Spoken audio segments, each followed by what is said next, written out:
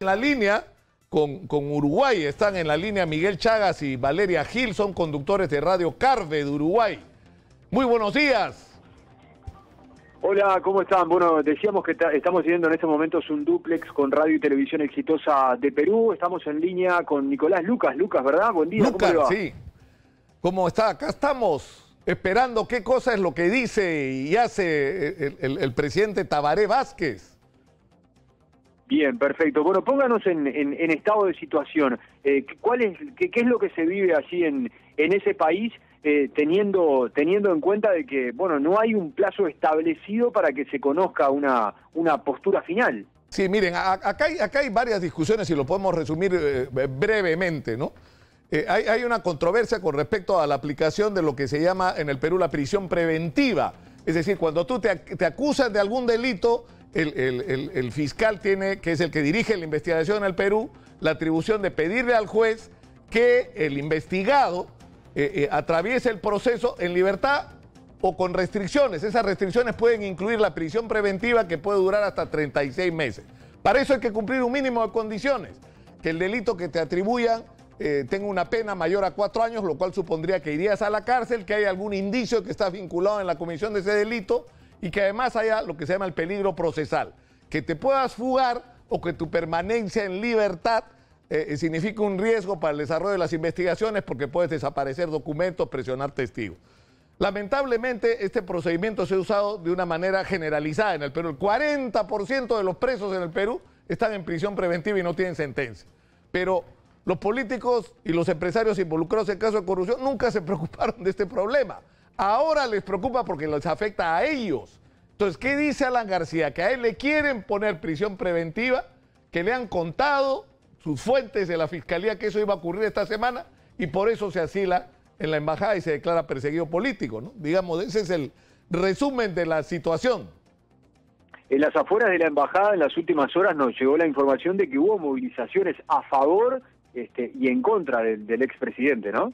Claro, eso es cierto, ¿no? O sea, el Partido Aprista es uno de los partidos más tradicionales del país, pero este no es un tema contra el Partido Aprista, esto es un tema que tiene que ver con responsabilidades. O sea, Alan García gobernó el Perú 2 veces y si uno le pregunta a los peruanos qué piensan de Alan García, la inmensa mayoría, según todos los sondeos de opinión, lo considera una persona asociada directamente a la corrupción. Pero nunca se le pudo acreditar nada. Siempre, digamos, los delitos que se le atribuyeron prescribieron o se quedaron en el camino, ¿no es cierto? Pagaron funcionarios de menor jerarquía. Ahora enfrenta... ¿Ahora usted cree que hay elementos? Claro, ahora hay dos problemas muy serios. El primero, que él dictó una conferencia el año 2012, que se realizó en el mes de abril, y por la cual se suscribieron luego documentos que han aparecido ahora a raíz de las colaboraciones eficaces, de las delaciones premiadas, esta que hay en Brasil, donde un abogado confiesa que Odebrecht le pidió que fraguara documentación para pagarle $100.000 a Alan García por una conferencia que ya había sido dictada y que ese dinero salió de la llamada Caja 2. La Caja 2 es la caja de donde Odebrecht sacaba el dinero para dos cosas: para pagar comisiones ilegales y para comprar políticos.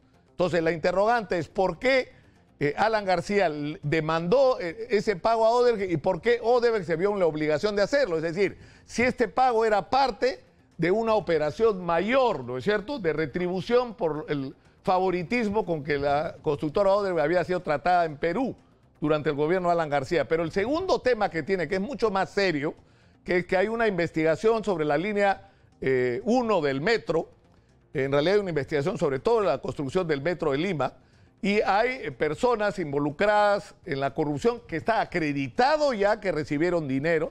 Es más, que algunos de ellos ya aceptaron a que han recibido dineros, pero que estas personas se están acogiendo a la colaboración eficaz.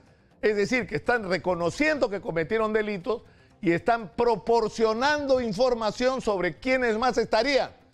Y lo que se ha filtrado es que una de las personas a las que le atribuyen responsabilidad en la recepción de dineros ilícitos es Alan García.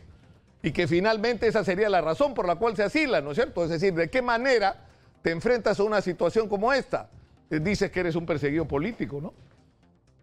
Que no lo eras hasta el sábado a las 3 o 4 de la tarde, no lo eras, el sábado a las 8 de la noche te convertiste en un perseguido político, ¿no?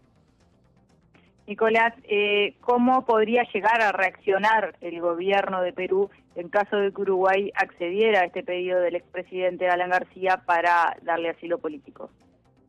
Mira, están discutiendo ahora los constitucionalistas, los internacionalistas sobre las dos posibilidades que hay. O sea, una es que le niegue el salvoconducto y él tenga que permanecer refugiado en la residencia de la embajada donde no pueden entrar las autoridades, ¿no es cierto? Mientras se le pide al gobierno de Uruguay que replantee esta decisión. Pero esto no va a detener el proceso judicial. Además, es sorprendente porque, por ejemplo, en este momento en Perú, Keiko Fujimori está con prisión preventiva por 36 meses. Y la señora, pese a que ha tenido serias críticas con respecto al sistema de justicia, ha asumido, ella ha ido a audiencias donde sabía que lo más probable es que podía no salir de esa audiencia y terminar en prisión. O sea, en el Perú, Ollanta y Nadine Heredia han estado con prisión preventiva. El gobernador regional de Cajamarca estuvo 25 meses con prisión preventiva.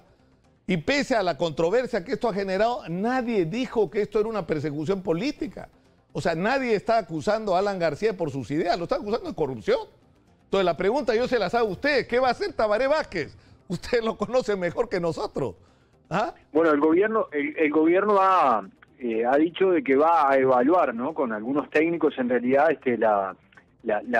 el pedido de Alan García y que en las próximas horas, luego de analizar todos los elementos, va a comunicar formalmente cuál es la decisión que se adopte. Se ha señalado por parte de nuestro gobierno de que no hay apuro en tomar esa decisión. Lo que sí sorprendió en realidad fueron las declaraciones del canciller de la República, Rodolfo Ninnova, que el propio domingo, cuando fue consultado por Diario El País, uno de los diarios más importantes de nuestro país, dijo sí, le vamos a conceder el asilo político. Sin embargo, a las pocas horas, Cancillería de la República emitió un comunicado donde aclaró que en realidad iba a estudiar el pedido de asilo y que todavía no había una respuesta fundamentada. Lo que está claro es evidente, ¿no?, de que nuestro país está analizando esa situación que denuncia García y que al parecer no queda clara, ¿no? Usted recién decía, para mí no es un perseguido político. Bueno, yo creo que por ahí pasa, ¿no?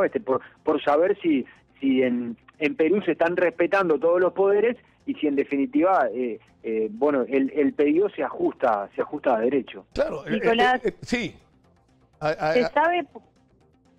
¿Se sabe por qué el expresidente de Perú va a pedir asilo justamente a la Embajada de Uruguay? Porque algunos comentarios de políticos, de oficialistas del Frente Amplio, comentaban ayer, bueno, justo acá tenía que venir a pedir asilo otro problema que surge inesperadamente para el gobierno del presidente Tabaré Vázquez. Entonces, ¿se sabe a qué se debe ese pedido? Bueno, lo que se supone, bueno, esto en realidad es una especulación o son rumores, ¿no?, los que han circulado, que esto es producto de relaciones tejidas con anterioridad y que, por supuesto, nadie ingresa a la residencia del embajador sin haber hablado antes, ¿no es cierto? No solo con el embajador, sino por lo menos con el canciller, que aparentemente es lo que había ocurrido. Por eso es que NIN el día domingo da por hecho que le van a otorgar el asilo, ¿no es cierto? Porque supuestamente, yo creo que no han medido las consecuencias de que una decisión de esta naturaleza podría tener, porque Uruguay es un país con una tradición de amparo y de protección, ¿no es cierto?, a los perseguidos políticos,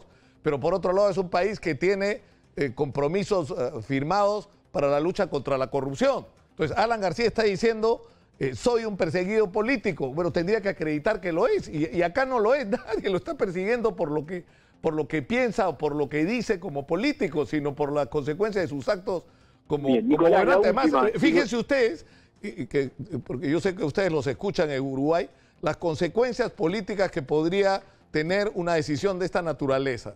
Si el gobierno de Uruguay decide otorgarle el asilo político a Alan García, está aceptando como cierto que el presidente Martín Vizcarra es un dictador encubierto y que el sistema de justicia en el Perú está completamente manipulado por el Poder Ejecutivo. Por lo tanto, nadie está obligado a someterse a la justicia de ese país. Por lo tanto, el señor Alejandro Toledo, que está acreditado que recibió $20 millones de parte de Odebrecht y que está en este momento en un proceso de extradición en Estados Unidos tiene argumento a su favor. El señor Pedro Pablo Kuczynski, que ha tenido que renunciar a la presidencia de la República en medio del escándalo por sus vinculaciones con Odebrecht, va a refugiarse a la Embajada de Estados Unidos diciendo que él también tiene derecho a hacerlo porque la justicia peruana no da garantías. Es decir, lo que puede hacer con su decisión el gobierno de Uruguay es abrir la puerta a la impunidad.